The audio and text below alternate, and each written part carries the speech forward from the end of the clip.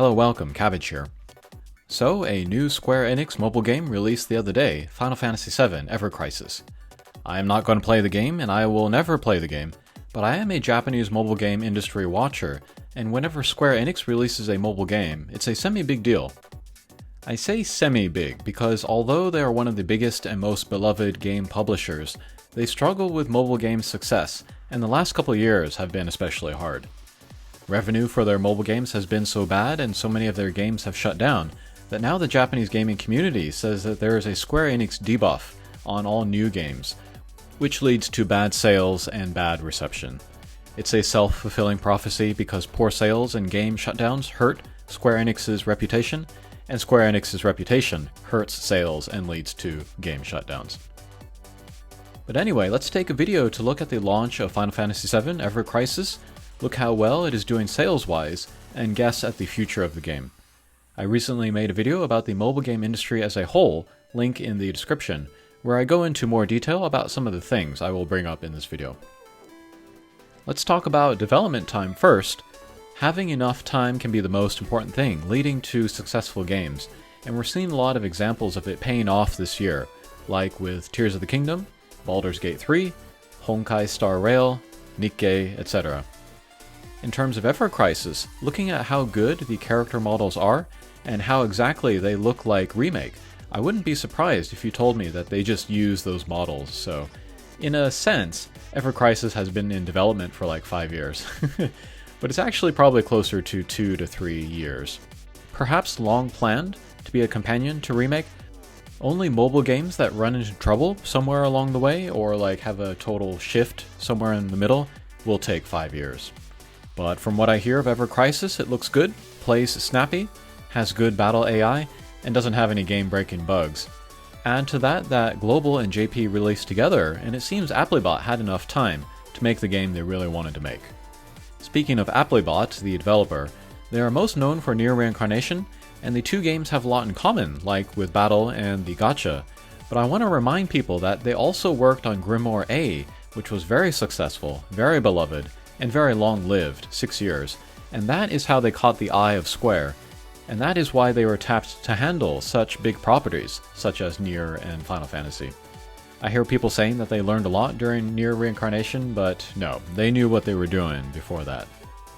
The Ever Crisis Nier Reincarnation comparisons are inevitable, but being an industry watcher, what I'm wondering is which is ultimately going to be the more successful game. Reincarnation had the better launch, which matters, but Ever Crisis is better positioned to retain launch users, which also matters. But as always with mobile games, it's hard to predict 6 or 12 months into the future because we're basically predicting markets, which is impossible. And we're also assuming random events like bugs and scandals are not going to happen. It's fun to speculate and kind of tell the story of the game as we're going along, but we really need 6 months to tell if this game is doing well or not. Here, let's talk about the sales performance the first couple days of Ever Crisis.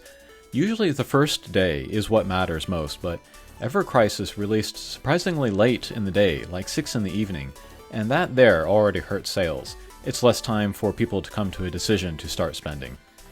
Typically, new games release like 11 in the morning or 3 in the afternoon, but 6 is unusually late. For that release day, Ever Crisis reached top 10 in sales at one point, which is good, but it never touched number 1, and then overall for the day it finished at 50, which is not great. But we look at the next day, the first full day, and it reached number 12 overall for the day, which is pretty strong, especially for Square. It still never touched number 1, but there are some crazy things going on right now, like Uma Musume already in 1 week, making more than it did all last month. Nikke doing the same with the Nier Automata collaboration, and Arknights doing the same with the Monster Hunter collaboration. Ever Crisis getting number 1 is pretty unlikely now. I imagine next month or something they will release a version of Sephiroth, and we'll see if the game can take number 1 then. Getting number 1, whether for a moment or for the day, is important in Japan because people pay attention to that. It becomes buzzworthy, more people will hear of the game because of that. Having a fun game with fun characters and fun gameplay is important, but so is timing, like making sure the consistently top 10 games don't have anniversaries or big collaborations at the time. and that was a big factor for why Near Reincarnation took #1 on its release day. There was just kind of nothing else going on. Looking back, that was a fluke. People were calling it a fluke even 6 months after release, but people still remember it, which has value.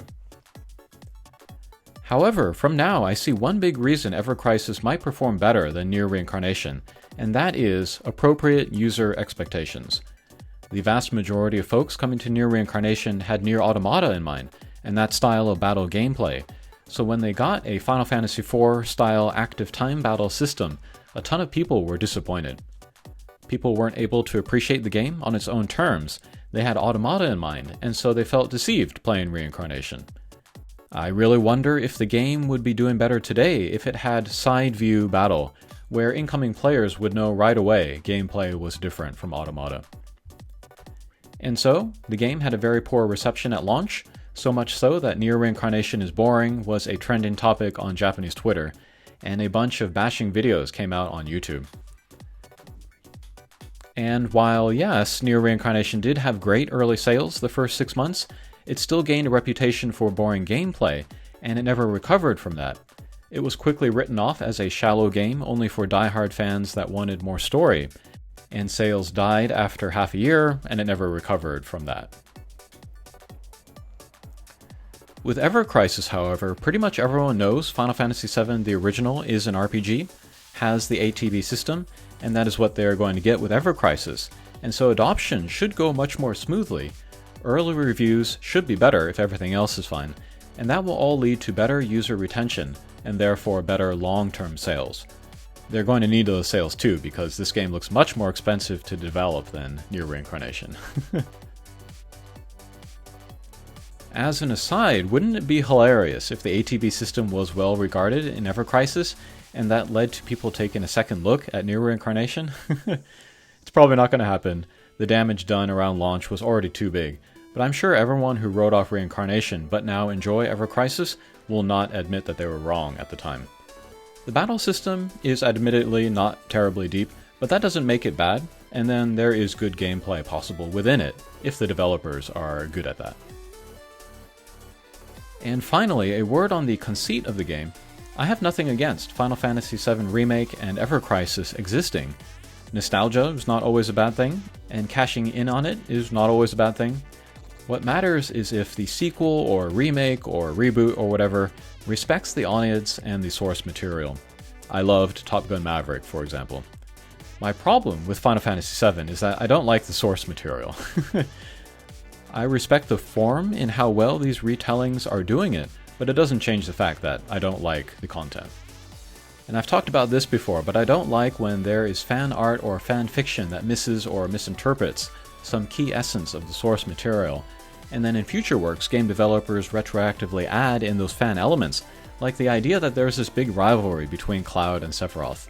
The first thing we see in Ever Crisis is Cloud and Sephiroth facing off, and I'm like, am I the only one that cares about the canon of the original game? But whatever, if the majority likes it, Square would be dumb to not go with it.